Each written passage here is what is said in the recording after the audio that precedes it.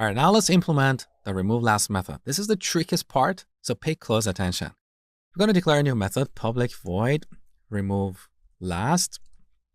So let's imagine our list looks like this. 10 pointing to 20, pointing to 30. And we have this last field that is pointing to this node. Now, to remove the last item, we need to find the previous node. This is the tricky part.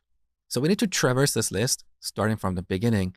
The moment we get here, we need to keep a reference to this node so we can update last and set it to point to the same node. So let's implement this step by step. First, we want to find the previous node.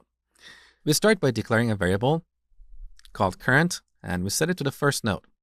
Now, as long as current is not null, we're going to go forward. First, we check to see if current.next equals the last node. If that's the case, we need to break out of this loop. Otherwise, we set current to point to the next node. So at this point, we have the previous node. Now, before going forward, I want to refactor this code and extract this logic into a separate private method, because at a first glance, it might not be clear what we're trying to do here.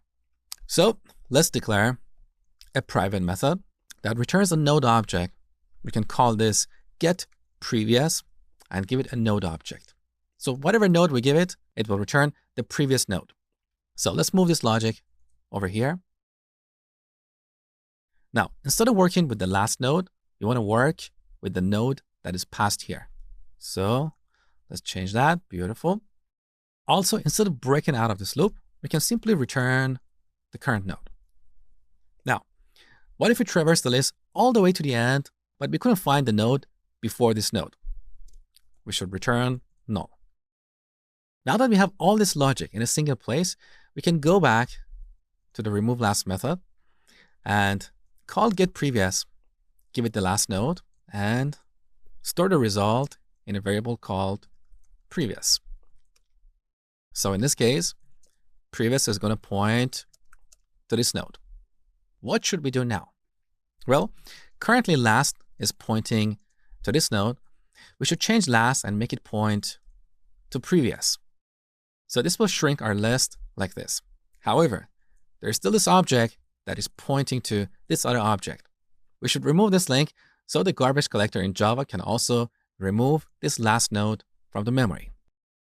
So we set last to previous. This will shrink our list. And then to remove the link, we set last.next to null. Let's test our code up to this point. So back to the main class. After adding these items, let's remove the last item. Now let's start the debugger. There you go. So here's our list. Let's see what we have here. We have first that is referencing this node. This is referencing this other node. And here we don't have anything after. So we successfully removed the last node. Beautiful. Let's also make sure that this last field is referencing the same node. Beautiful. So we're going to stop the debugger. Now we need to think of the edge cases. What if the list is empty? Just like before, we should throw an exception. So I'm going to remove these comments and check to see if the list is empty. We want to throw a new no such element exception. What if our list has only a single item? This logic is not going to work because there is no node before the last node. We only have a single node. So this logic is assuming that our list has at least 2 nodes. So we need another if statement.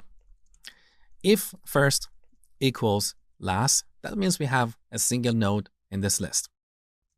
In this situation, we should set both these fields to null and then return. So this other logic is not executed. So this is how we implement the removeLast method.